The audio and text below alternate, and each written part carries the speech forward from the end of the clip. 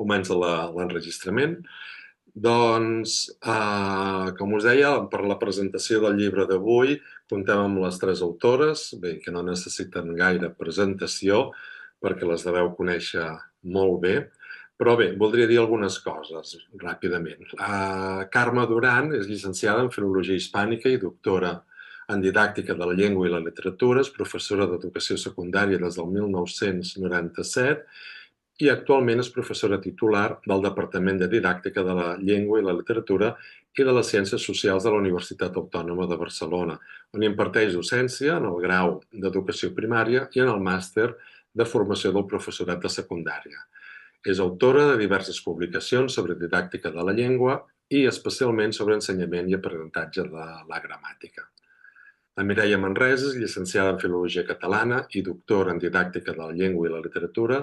És professora titular del Departament de Didàctica de la Llengua i la Literatura i de les Ciències Socials de la Universitat Autònoma de Barcelona, on imparteix classes en el grau d'Educació Primària, en el màster de Formació Inicial del Professorat de Secundària i també en el màster interuniversitari de Biblioteca Escolar i Promoció de la Lectura. Ha estat, a més, professora d'Educació Secundària durant més de 20 anys i també ha estat professora associada a la Universitat Autònoma de Bellaterra i ha treballat en la formació permanent del professorat a l'Institut de Ciències de l'Educació de la Universitat Autònoma de Barcelona. És autora de diverses publicacions de didàctica de la llengua i la literatura, especialment sobre educació literària. I la tercera autora, la Carmen Rodríguez Gonzalo, és llicenciada en Filologia Hispànica i Lingüística i doctora en Didàctica de la Llengua. Durant molts anys va exercir com a catedràtica de Llengua i Literatura de secundària i fins al setembre del 2024 ha sigut professora titular del Departament de Didàctica de la Llengua i la Literatura de la Universitat de València, on ha impartit docència en el grau de Magisteri d'Educació Primària, en el màster en Professorat de Secundària i en el màster d'Investigació en Didàctiques Específiques. Pertany al grup d'investigació en ensenyament de llengües de la Universitat de València, és autora de material didàctic adreçat a secundària i de nombroses publicacions sobre didàctica de la llengua i ensenyament de la gramàtica. I bé, ara donem la paraula a les autores perquè ens presentin el llibre i bé, us voldria tornar a agrair la vostra disponibilitat i també la de tots vosaltres que sou aquí per compartir aquesta sessió en cercle. I bé, l'últim recordatori, si voleu, com us deia, tanqueu les càmeres si no voleu aparèixer perquè la presentació s'està gravant i si teniu preguntes, havíem pensat doncs, que les escrivíssiu al xat, jo les recolliré i al final de la sessió doncs, traslladarem a les autores, però això que us deia, durant la presentació, si voleu anar escrivint, les podem recollint i si no, quan acabem, podeu fer les preguntes directament a les autores. Doncs bé, sense robar més temps, dono la paraula a les autores. Endavant. Molt bé, doncs, en primer lloc, moltíssimes gràcies. Ens fa molta il·lusió presentar aquest llibre. Molts de vosaltres que sou autors d'altres llibres sabeu que sempre és una feina molt exigent, la d'escriure. Per tant, la part més bonica precisament és aquesta, que és la part de poder-lo compartir, poder conèixer una mica aquest feedback que poden donar els lectors. I, per tant, agrair-vos moltíssim als amics de Cercle que ens hagueu convidat a aquesta presentació. També als participants pel vostre interès, molts dels quals sou amics i companys. I també a l'editorial, com no, a Publicacions de la Vall de Montserrat i als directors de la col·lecció, la Maria-Elisa Virello, el Llorenç Comajoan i l'Albert Vilagrassa, que és aquí. I us volem agrair especialment tant per l'encàrrec, perquè ens el vau fer en un moment molt determinat, que no sabíem com abordar aquest llibre, però també per la llibertat que ens vau donar en tot moment per poder-lo fer com nosaltres crèiem, ens vau respectar en tot moment totes les decisions que havíem pres i també per la revisió, perquè va estar un moment molt important. Quan nosaltres ja pensàvem que l'havien acabat, el llibre no estava acabat, òbviament. El llibre necessitava encara la lectura d'uns bons lectors i hem de dir que la vostra revisió ens va ajudar molt a millorar-lo. a distanciar-nos-en perquè sovint te l'estimes i l'odies a parts iguals i ja tens moltes ganes d'acabar-lo. Per tant, ens va anar molt bé aquesta lectura atenta que ens va fer pensar sobre alguns aspectes de millora. Aquesta presentació la volem organitzar d'una manera que puguem parlar les tres autores. Aquest llibre ha estat producte de moltes reflexions de totes tres. Això sempre ho expliquem. La idea inicial era un garbuix que es va anar creant, es va anar construint a mesura que parlàvem. Per tant, una de les coses que insistim en el llibre és la importància del diàleg per aprendre i nosaltres hem après molt elaborant totes tres aquest llibre. Passaré una mica a explicar quina és la idea que va sorgir, és a dir, amb quin objectiu, amb quina finalitat vam construir aquest llibre, i era la idea principal que fos una ajuda que donés, que proporcionés unes bases, una guia per la planificació de seqüències didàctiques. La idea, sobretot, era donar criteris als docents per poder enfortir la seva pràctica docent, perquè pogués tenir eines en el disseny i en la planificació de seqüències didàctiques per a l'aula. Per tant, està concebut com un full de ruta, està concebut com un acompanyament als docents en la seva presa de decisions, però aquest acompanyament amb el benentès que és donar-li aquestes eines de reflexió sobre la seva pràctica. I, per tant, aquest era un dels objectius principals, que en tot moment es veiés aquesta voluntat de reflexionar sobre la pràctica docent, no tant donant receptes, no tant donant uns criteris inamovibles, sinó sobretot amb la idea que sempre cal contextualitzar amb els alumnes que tens al teu centre, amb els objectius d'aprenentatge que pretens amb aquests estudiants, sempre des de les intervencions a l'aula. Per tant, aquesta mirada teoria-pràctica va ser una idea o un dels fonaments també de la nostra proposta. Els destinataris principals, doncs nosaltres totes tres venim de la secundària obligatòria, de la secundària, també del món universitari, de la formació de mestres, però pensàvem que aquest llibre podia ser de gran utilitat o com a mínim d'utilitat per a molts tipus de docents de llengua i literatura. Pensem que pot ser una bona eina per pensar la docència a aquests professionals novells, és a dir, els estudiants que estan aprenent a ser mestres o professors. També pensem que pot ser molt útil per professors d'ensenyament d'adults, per ensenyaments de llengua 1, però també per ensenyaments de llengua 2 o de llengües estrangeres, és a dir, que també pensàvem en el català com a llengua estrangera, que sabem que alguns de vosaltres sou professors de català a l'estranger, i també pensàvem que podia ser interessant per als docents de primària, docents que també han de plantejar projectes o seqüències didàctiques per aprendre llengua i literatura a l'educació primària.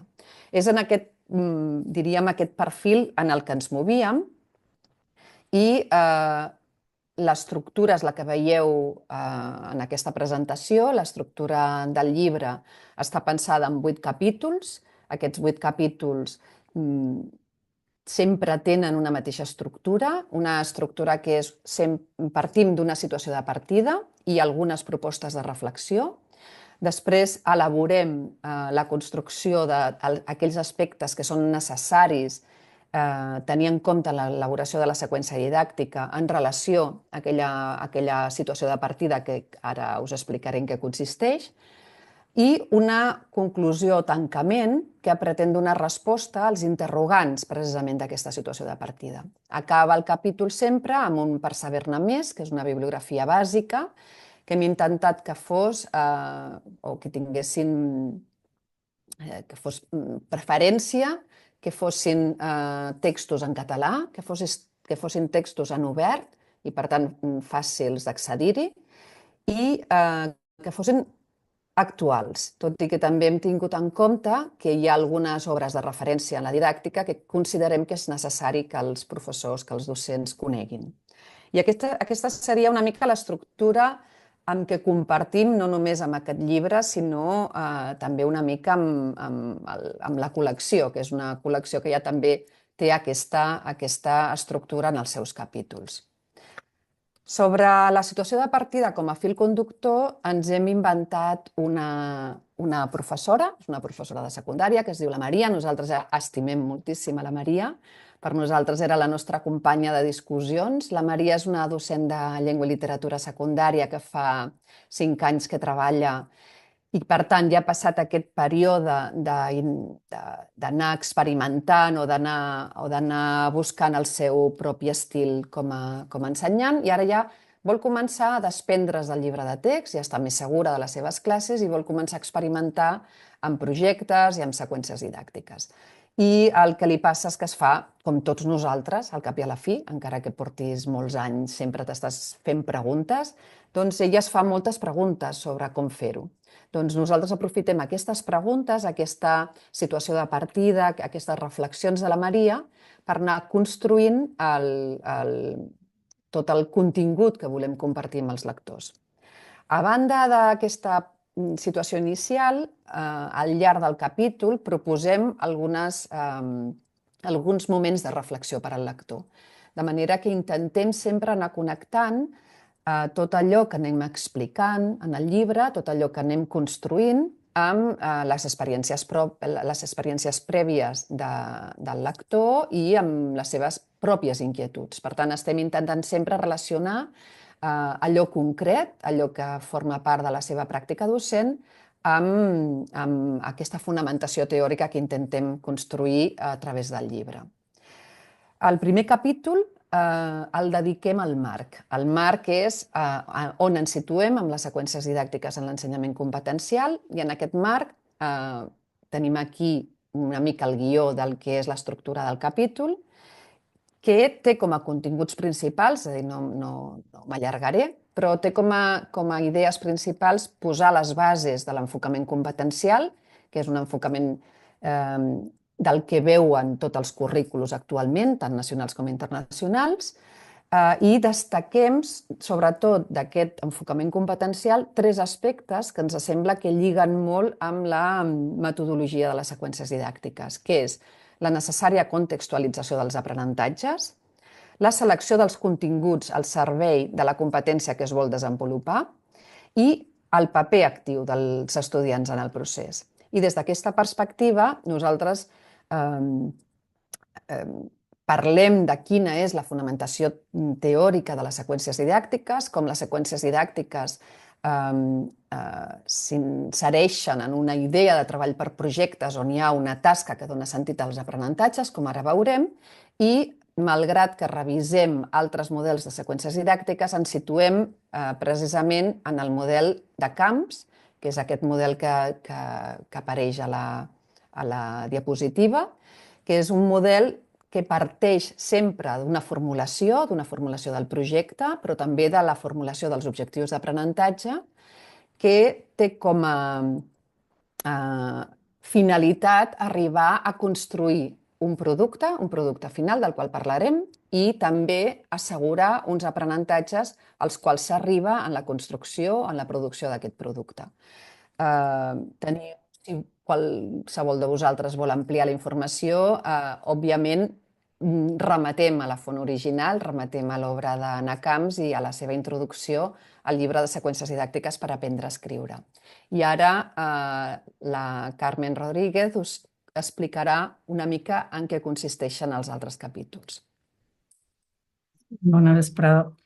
Bé, després de la presentació de la Carme, jo el que faré és referir-me a tres capítols que teniu en pantalla, que considerem que són els que arrepleguen les decisions importants en el començament del disseny d'una seqüència didàctica, que és el capítol 2, que es centra en la tasca comunicativa com a producte final de la seqüència didàctica, el capítol 3, que es centra en el disseny d'objectius i continguts, i el 4, que relaciona el 2 i el 3, on es parla de com el gènere discursiu és un eix per a la selecció de continguts d'aprenentatge. Carme, passes al següent? Bé, és a dir, com us deia, estos 3 capítols són les bases del disseny de la seqüència i formen part d'un procés on comencem per el capítol 2, que, com us deia abans, està centrat en la tasca producte final. No? I podem preguntar per què comencem pel final, no? Per què comencem per la tasca final. És un capítol centrat en el que han de fer els estudiants i per això, com que s'insereix en un plantejament competencial, és fonamental pensar que l'ensenyament de la llengua i la literatura el que pretenem és que l'alumne sàpiga fer, no? Fer tasques comunicatives, evidentment, en aquest cas enteses com a textos orals, escrits o multimodals, que han de reconèixer com a gèneres discursius. No? I en aquest sentit ens sembla fonamental fer la distinció entre el que s'entén com a tipus de text, que és un concepte molt utilitzat en didàctica de la llengua des dels anys 90 del segle XX, i gènere discursiu. És a dir, que per a nosaltres pensem que el gènere discursiu, i per a tota la investigació que hi ha al darrere, és un concepte fonamental per a entendre com és l'actuació comunicativa del parlant, és a dir, els gèneres discursius els que arrepleguen són les accions que el parlant fa en un moment històrico-cultural determinat i que, per tant, cada gènere té incorporat les característiques de la situació i del context comunicatiu on es desenvolupa, mentre que el tipus de text és una estructura, és una matriu que ens dona idea de com una unitat superior a l'oració, que és el text, s'articula en funció d'una intencionalitat comunicativa determinada, siga la narrativa, la descripció, l'argumentació, l'exposició. En aquest sentit, els tipus són pocs i molt acotats, mentre que els gèneres tenen una enorme diversitat que, a banda, evoluciona segons canvia el moment històric on ens situem. Per a nosaltres, la noció central seria, en aquest sentit, la de gènere, i el que tenim en compte és que la tria d'un gènere discursiu com una tasca que han de fer els estudiants no és un condicionant per a fer només un tipus de seqüència didàctica. I en aquest sentit, Carme, passes, el que volien mostrar, passes a la següent, exacte, el que volien mostrar com un exemple que mostrem en el capítol 2 és com un mateix gènere, en aquest cas que és un gènere hipotètic, que és fer una entrada a la Viquipèdia d'un personatge que estiga al voltant de l'alumnat i que siga rellevant en aquest moment. És a dir, el triar un gènere discursiu no implica poder fer només un tipus de seqüència didàctica. I ahir hem mostrat 3 tipus de seqüència didàctica possibles al voltant d'un mateix gènere. És a dir, per exemple, en el primer tipus, la possibilitat A, el que fem és centrar el treball en la cerca i la selecció de la informació, de manera que el producte final no és tant l'entrada de la Viquipèdia com a tal, sinó l'esquema de planificació d'aquest gènere. Un altre tipus de seqüència estaria centrada en l'estructuració de la informació. I en aquest cas, diguem-ne que el que seria cerca i selecció seria un contingut donat, una preselecció feta, per tal de centrar el treball en el contrast de les fonts, en la integració de la informació i en la comprensió i transformació del coneixement. I un altre tipus de seqüència didàctica, també sobre el mateix gènere, podria ser prioritzar el que seria l'entrada a la Viquipèdia com un text hipertextual, en la qual cosa nosaltres centraríem les activitats en diferenciar el que seria text de base, distribuir la informació que podia anar als enllaços, és a dir, configurar el que seria el text final. El que volem mostrar Carme, passes, el que volem mostrar en aquest exemple és que la seqüència didàctica és una proposta metodològica versàtil i que el centrar les tasques comunicatives en gèneres ens dona l'oportunitat de posar el focus en diferents aspectes de l'elaboració d'aquestes tasques comunicatives que en si mateixes són complexes i que no es poden treballar com a un tot, és a dir, no es pot treballar tot el que està implicat dins d'un mateix gènere. El capítol següent, que és el 3, es centra tots dos, els 3 i el 4, es centren en les decisions sobre els aprenentatges dels estudiants. És a dir, si en el 2 ens plantegem què han de fer, en el 3 i en el 4 ens plantegem i què han d'aprendre fent això.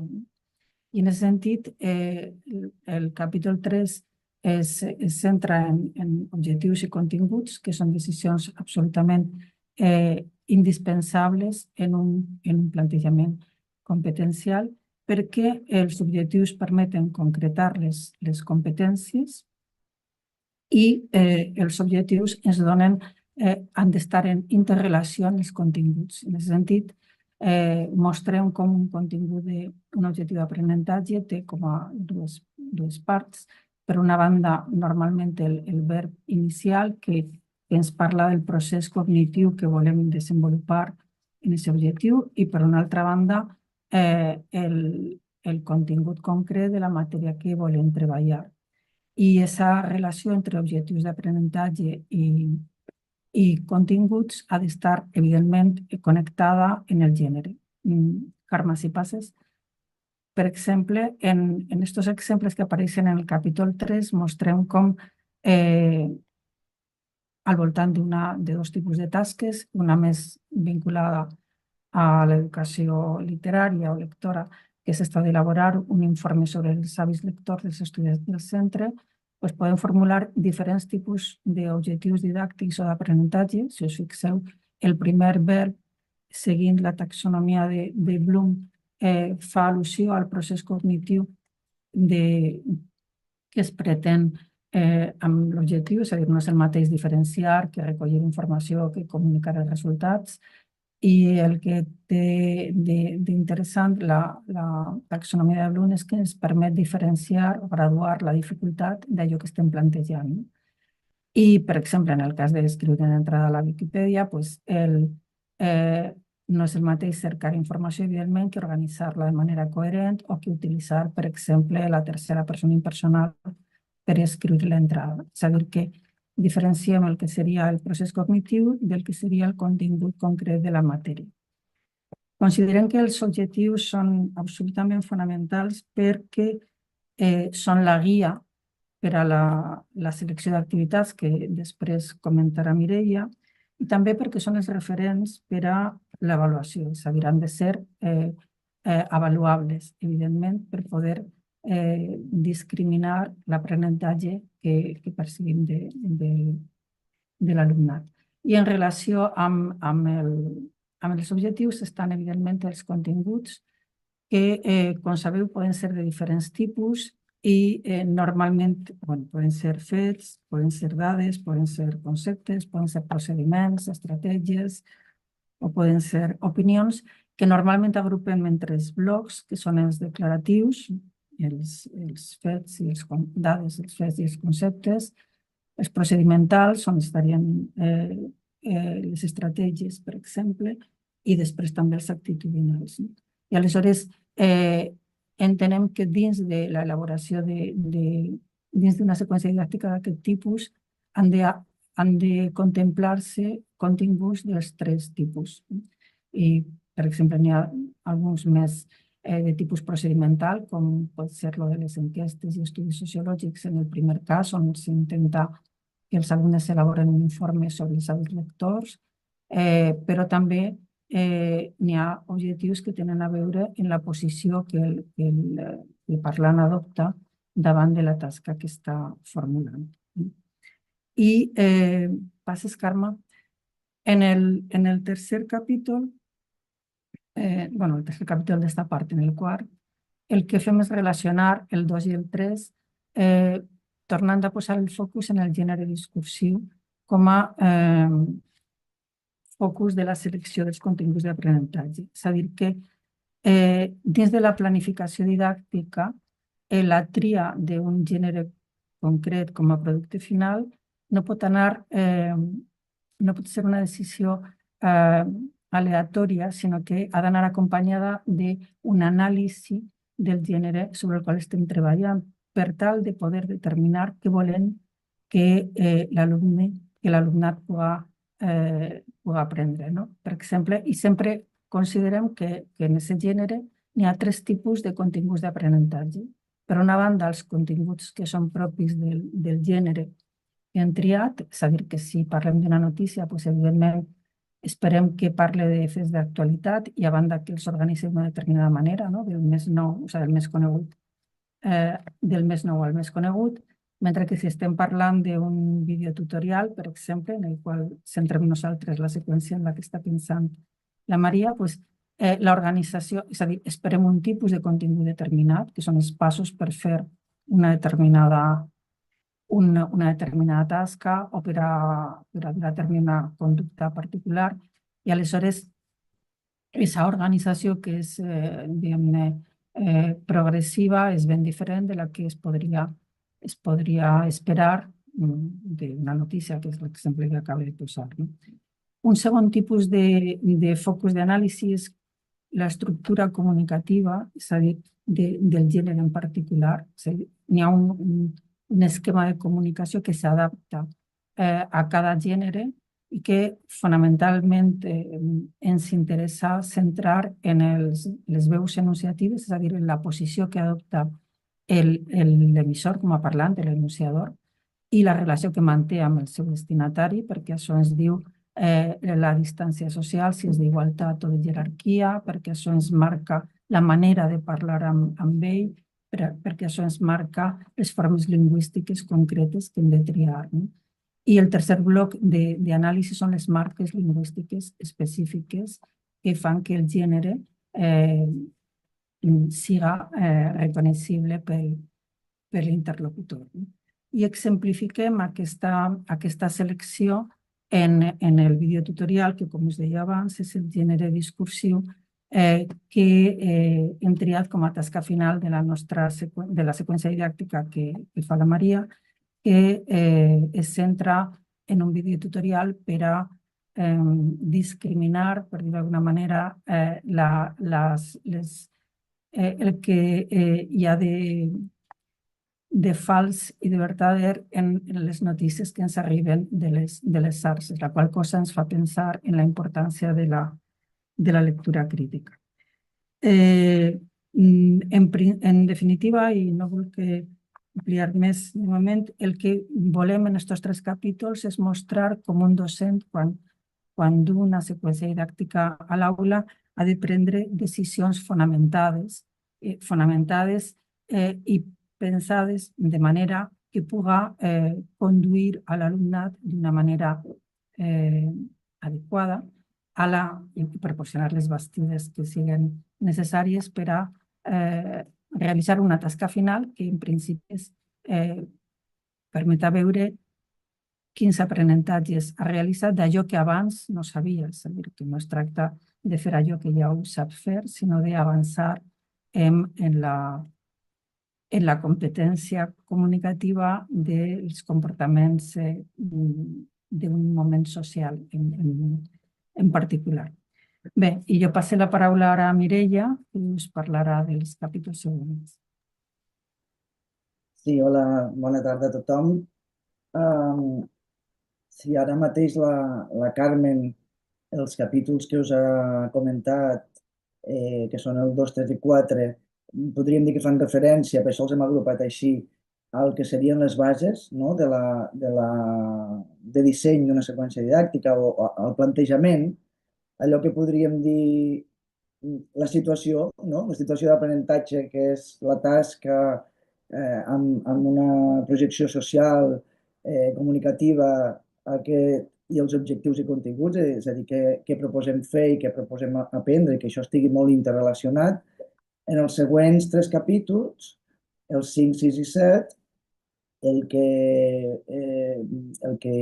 que contenen seria el desenvolupament. No? Tenim els fonaments i ara anem a veure com desenvolupem aquests objectius que ens hem plantejat, aquests continguts i aquesta tasca final, com ho fem per acompanyar els estudiants en tot aquest procés, perquè en el plantejament de les seqüències didàctiques del model de camps doncs és molt important tota la part de les activitats i de la seqüència, no? La seqüència d'activitats.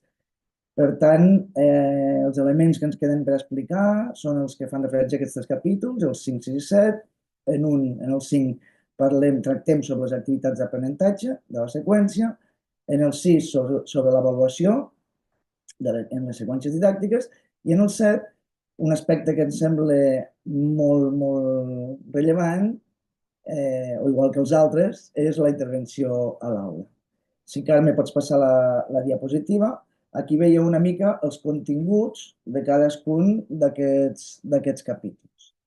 En el 5, per exemple, hem destacat aquí que parlem o tractem sobre les característiques i els tipus d'activitats en una seqüència didàctica. Els tipus d'activitats que, clar, podríem classificar-les segons diferents criteris, però nosaltres vam decidir centrar-nos en tipus d'activitats segons la funció que compleixen en aquesta seqüència.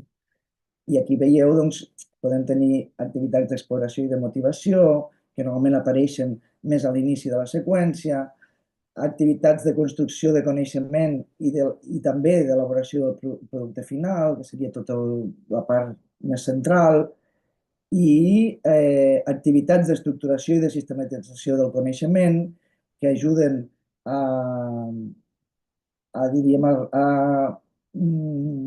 estructurar, com diu la paraula, i a recopilar, diríem, tots els sabers, no?, que s'han anat mobilitzant, i finalment activitats de regulació, aquelles que tenen a veure amb aprendre a aprendre. Evidentment, aquestes activitats no tenen per què estar col·locades de manera lineal, sinó que es poden anar intercalant segons les necessitats de cada moment de la seqüència. També una part molt important d'aquest capítol, del 5, que podeu veure a la fletxeta més de l'esquerra, doncs és entendre la progressió de les activitats d'una seqüència didàctica, perquè aquesta és una de les característiques potser en què fem èmfasi, en què cal fer èmfasi, i és que una seqüència didàctica no és una suma d'activitats, un cúmul d'activitats, sinó que les activitats estan, diríem, en disposició segons una lògica didàctica, no? Estan en seqüència didàctica, en el sentit de primer hem de fer algunes qüestions abans de fer-ne unes altres. I això té a veure amb acompanyar molt en els processos. I no sé, Carme, si ara potser sí que et faig anar endavant enrere, si pots passar una diapositiva i després tornem. En aquest sentit,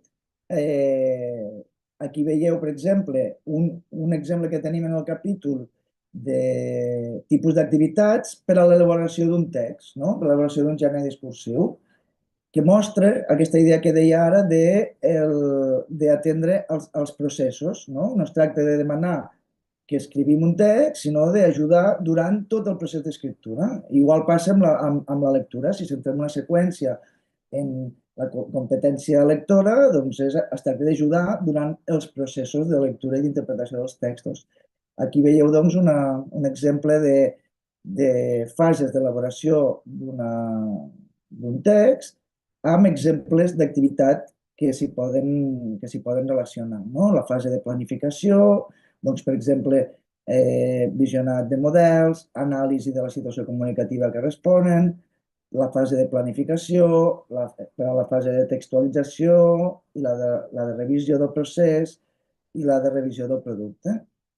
Aquest tipus, us hem volgut mostrar alguns dels exemples dels quadres que apareixen en el llibre. Per a cada capítol hem triat un exemple perquè vegueu una mica l'estil del llibre i com està pensat d'una manera molt divulgativa que ajuda a través d'exemples. Carme, si ja tirem endarrere, en la fletxeta del mig hi teniu una síntesi dels continguts del capítol 6 sobre l'avaluació. En aquest capítol parlem, evidentment, d'un concepte d'avaluació molt interrelacionat amb l'aprenentatge i tractem sobre l'avaluació formativa i reguladora i l'avaluació comprovadora, és a dir, aquesta darrera, aquella avaluació que el que vol és recollir evidències, analitzar-les, no?, per veure com ha anat el procés d'aprenentatge. I també tractem sobre quins són els agents que participen en els processos d'avaluació i d'anàlisi, i per tant parlem de l'heteroavaluació, de la coavaluació, de l'autoavaluació. Finalment, també expliquem o exposem alguns exemples d'instruments i d'estratègies d'avaluació, com per exemple instruments com les bases d'orientació o les pautes de planificació, o bé un diari d'aprenentatge, o bé la rúbrica, pros i contres de la rúbrica. També com a estratègies d'avaluació tractem sobre les retroaccions o el feedback, no?, que vol dir una bona retroacció i com és important que n'hi hagi. Tractem també sobre l'observació sistemàtica de l'aula, com el docent també avalua a partir d'observacions d'aula, i tractem també sobre les proves o els exàmens des de l'enfocament competencial. En el capítol següent, que és la fletxeta que tenim més a la dreta, el capítol 7, tractem sobre la intervenció a l'aula. Perquè vam incloure aquest capítol perquè teníem molt clar que aquesta intervenció pensem que també s'ha de planificar d'alguna manera. Després és evident que a l'aula passen moltes coses i improvisem molt i fem modificacions, però per fer modificacions ho hem de tenir planificat.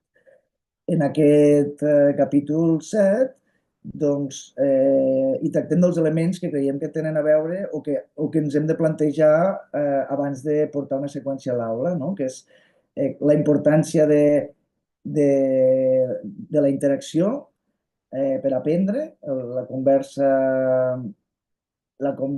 per aprendre, no?, la conversa, la parla exploratòria de la que parla Mercer, en la importància de plantejar-se la gestió a l'aula pel que fa als agrupaments i a la gestió del temps, és a dir, agrupar d'una manera o d'una altra els estudiants no és una qüestió arbitrària, sinó que té a veure amb el que volem aconseguir, com ja sabeu. I després, també en aquest apartat, hi hem dedicat una part a tractar sobre l'autoregulació de la pràctica docent, que ens sembla també imprescindible de tenir en compte com una part de la tasca docent, és a dir, la pràctica reflexiva, com el docent, un cop s'acaba una seqüència, un cop acaba de l'aula, doncs ha d'intentar fer aquella tasca de repensar, sistematitzar, analitzar com ha anat per fer modificacions una altra vegada que la dugui a terme. Si passem la diapositiva, dues diapositives, Carme, aquí.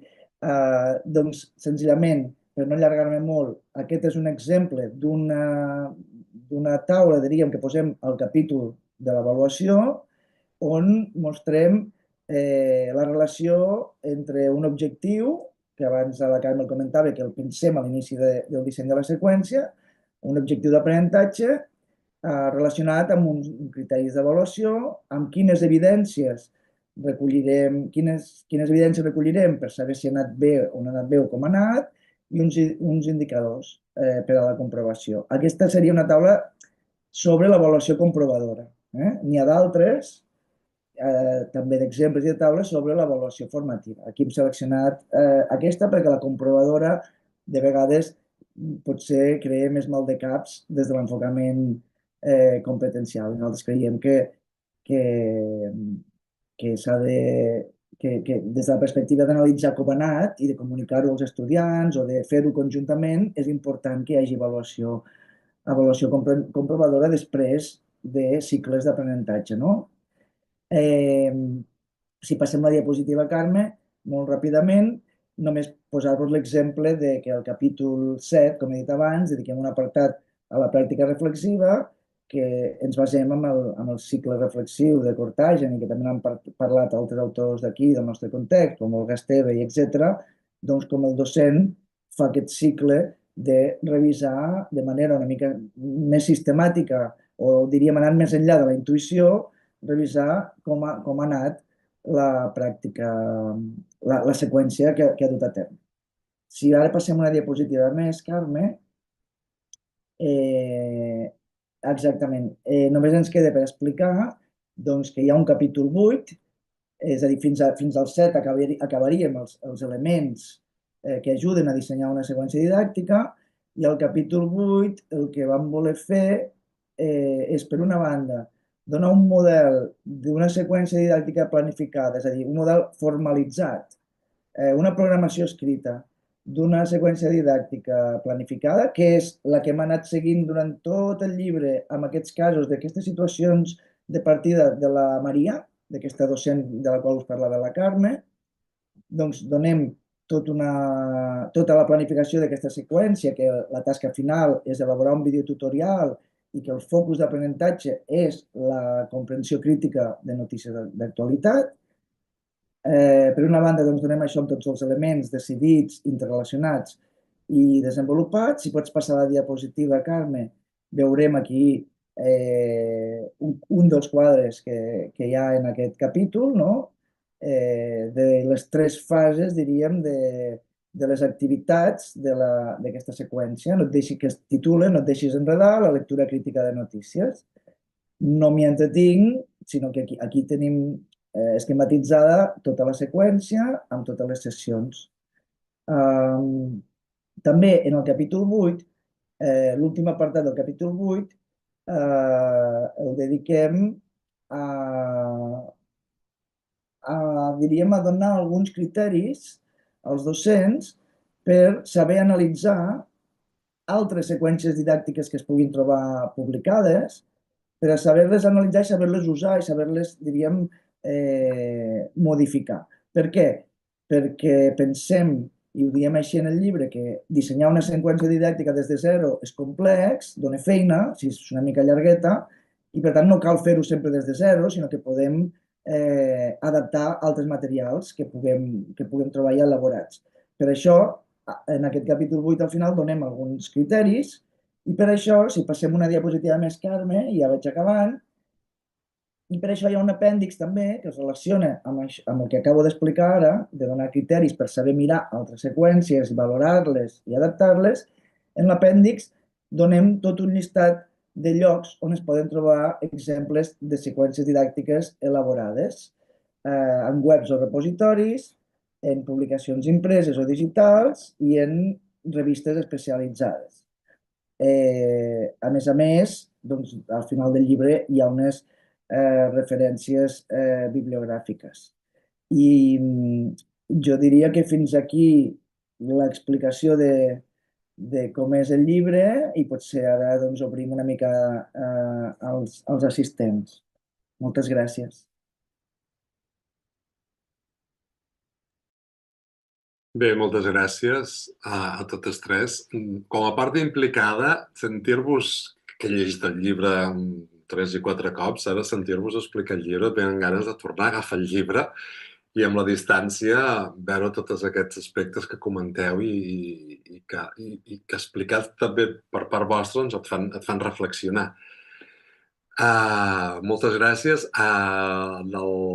Com havíem dit, en el xat si teníeu preguntes, però com que són pocs potser val la pena que si teniu alguna pregunta doncs ens la puguem fer directa i res, obrim una mica el torn de preguntes o de comentaris o si voleu informació i aprofitar. Tenim la mà aixecada de la Montse.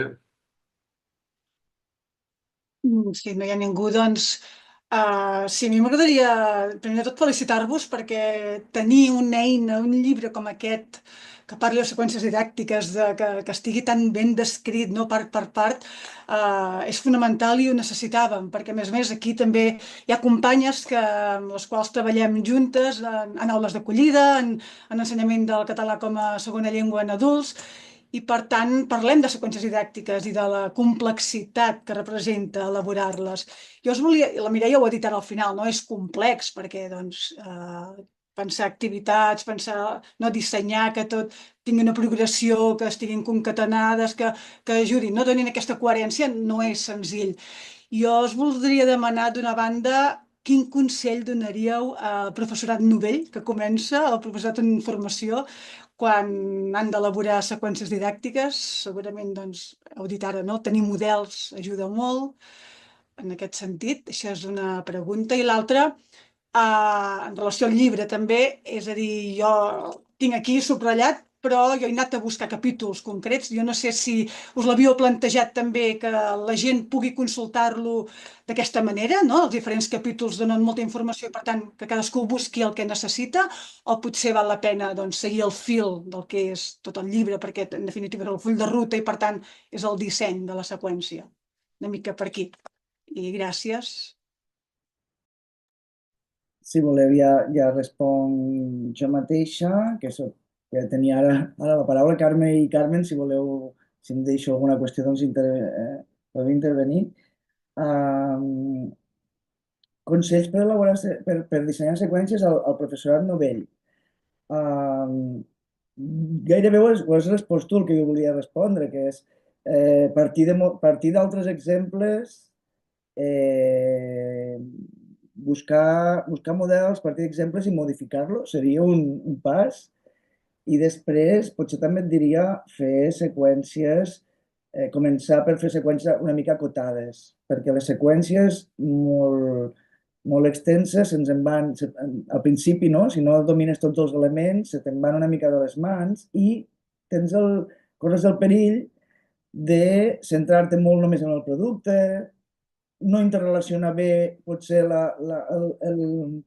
la tasca amb el que ens hem proposat que aprenguin els estudiants. És a dir, hi ha els riscos com que se te'n vagi, perquè la complexitat d'una seqüència, des del meu punt de vista, és la interrelació entre aquests elements, entre què estem fent i què volem aprendre. Com més aconseguim aquesta interrelació,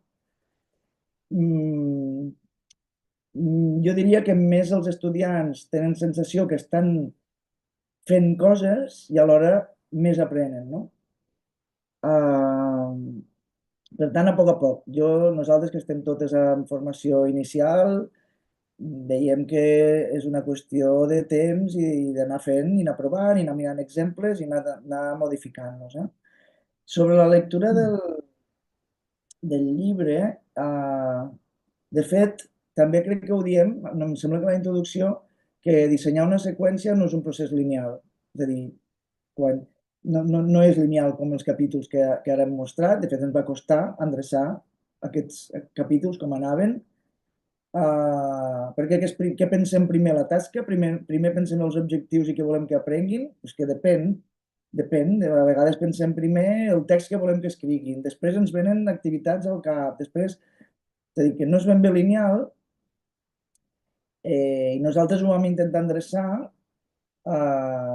perquè sí que és veritat que si no tens molt clar què vols que aprenguin i quina tasca fas, és difícil pensar activitats, diríem. O les activitats llavors no se sustenten tant o no estan tan...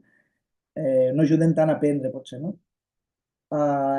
Jo crec que el llibre té les dues modalitats de lectura possibles. Jo crec que es pot llegir de manera lineal. Una persona pot ser més novell, perquè veu així els elements, no?, que ha de tenir en compte, però una persona que ja ha fet seqüències, jo crec que el llibre li pot ser útil, perquè ja té els elements al cap, li pot ser útil doncs, consultar-lo, consultar algun capítol concret, i, per exemple, dir, l'avaluació, no?, que sempre em dona problemes. Vaig a mirar què em diuen aquí de l'avaluació. O aquest del gènere discursiu, com analitzem un gènere discursiu per extreure'n els continguts, no?, que potser és una cosa que està menys tractada. Jo crec que té les dues modalitats. Es pot llegir doncs, com a material de consulta i també com d'una tirada. Per completar una cosa, pensant en el professorat novel, jo pensava que, pensant també en l'experiència en l'alumnat del màster de secundària, les seqüències didàctiques són una tasca que és millor fer-la en col·laboració. És a dir, tenir interlocutors en els quals contrastar el que estàs fent i el que estàs pensant, i perquè és una manera, a banda d'allò que diem en el capítol 7 de la importància de la interacció. La importància de la interacció no és només entre els alumnes, sinó la importància de la interacció és també entre els docents. És a dir, que jo diria que no és una tasca aïllada, molt menys quan el professorat és novell. I pense que és molt enriquidor treballar-ho en col·laboració.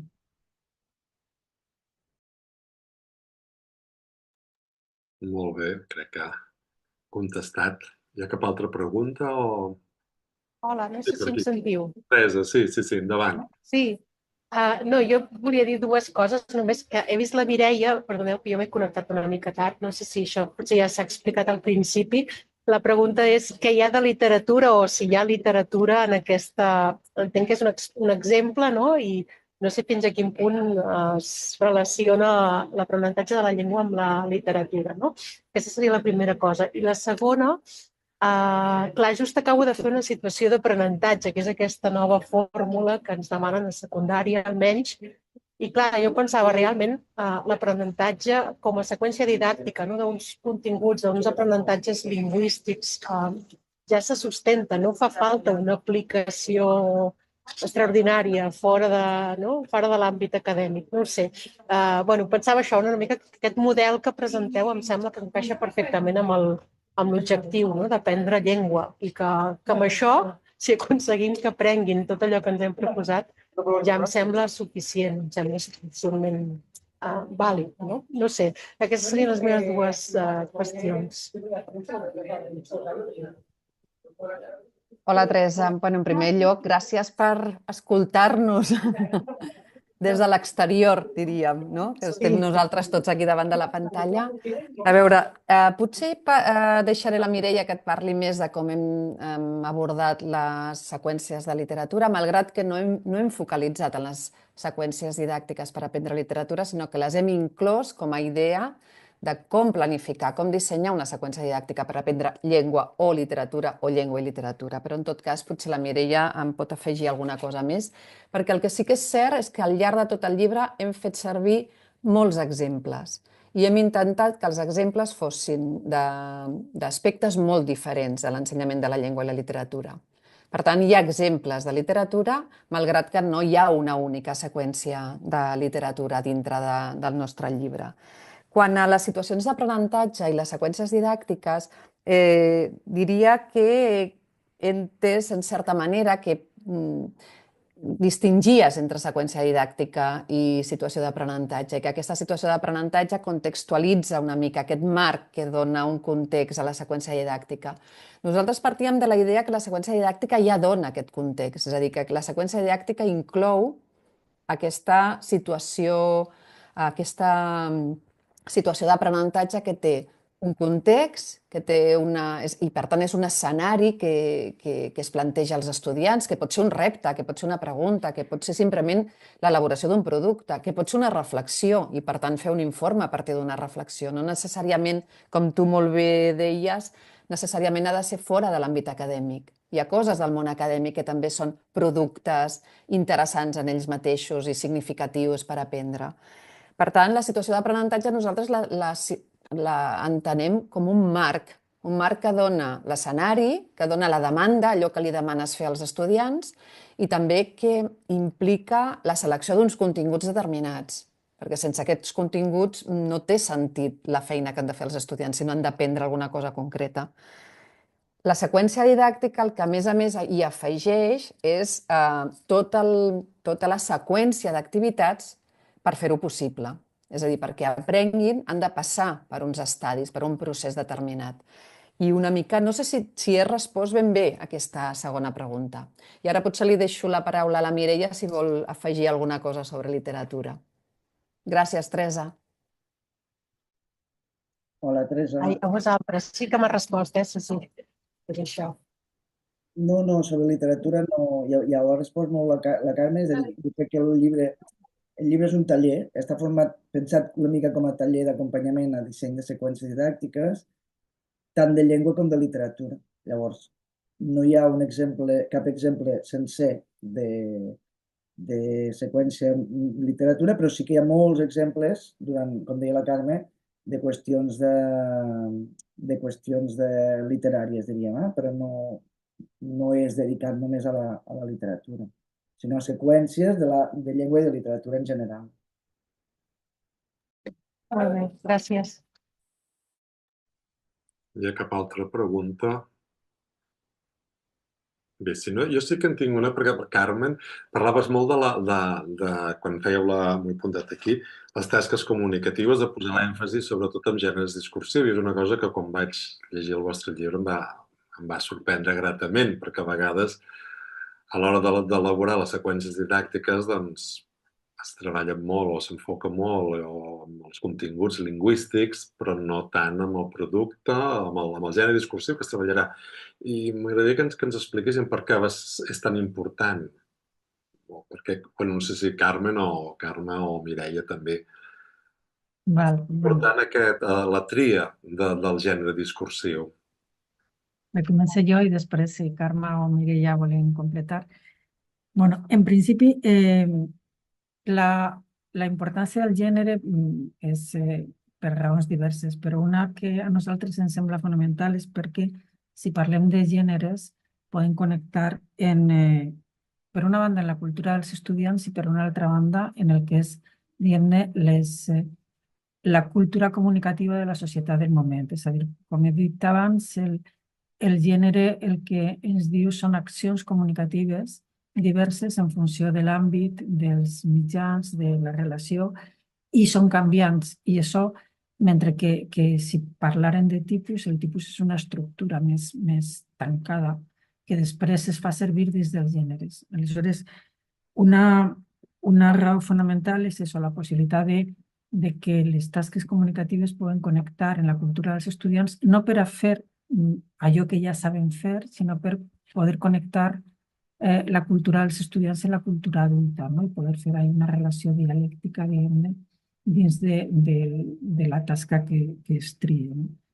I el fet de que els gèneres canvien i s'adapten també fa veure l'evolució, és a dir, que si nosaltres pensem és a dir, que en un gènere clàssic de la meva joventut, per exemple, com era la carta, és un gènere que ja no existeix, no? És a dir, com a tal, i que ha anat, però no vol dir que l'acció comunicativa que suposava una carta no s'hagi reinterpretat de manera diversa, per una banda en correus electrònics, per una altra banda en WhatsApp, és a dir, com les formes de comunicació van canviant i en la mesura en què els estudiants entenguin que n'hi ha aspectes fonamentals que es poden transferir d'un gènere a un altre, aleshores no estem treballant sobre un model tancat, sinó que estem treballant sobre unes claus de comunicació, no? És a dir, claus de comunicació que són transferibles i que fan pensar en altres, no? Pues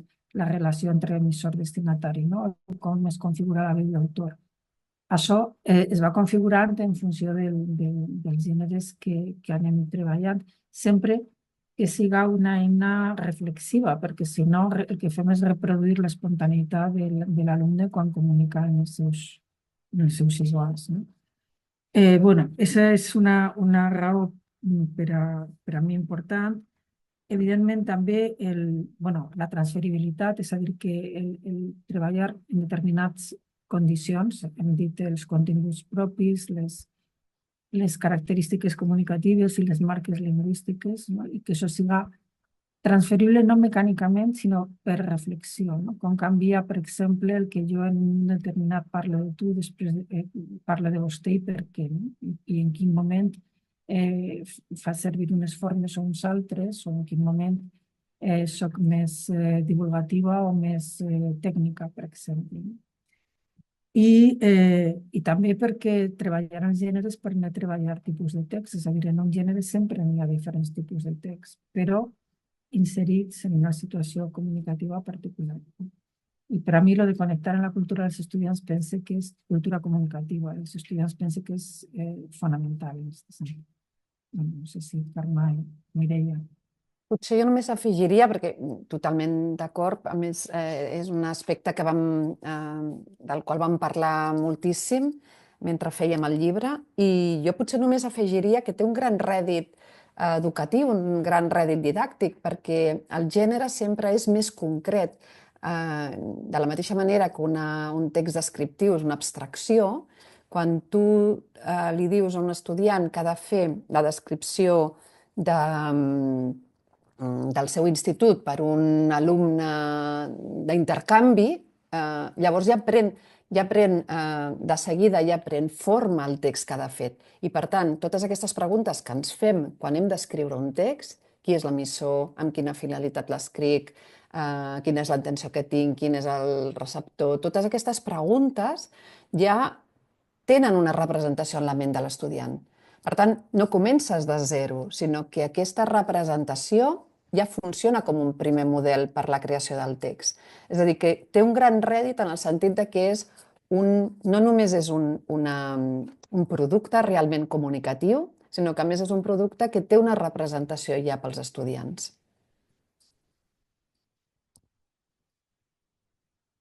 Sí, la Maria, tenim... Sí, voldria fer una pregunta sobre... Bé, ara tenint en compte que ja hi ha moltes aplicacions d'intel·ligència artificial que poden facilitar la tasca en els docents i a l'hora de desenvolupar seqüències didàctiques, quina utilitat pot tenir el llibre ara mateix davant aquest escenari?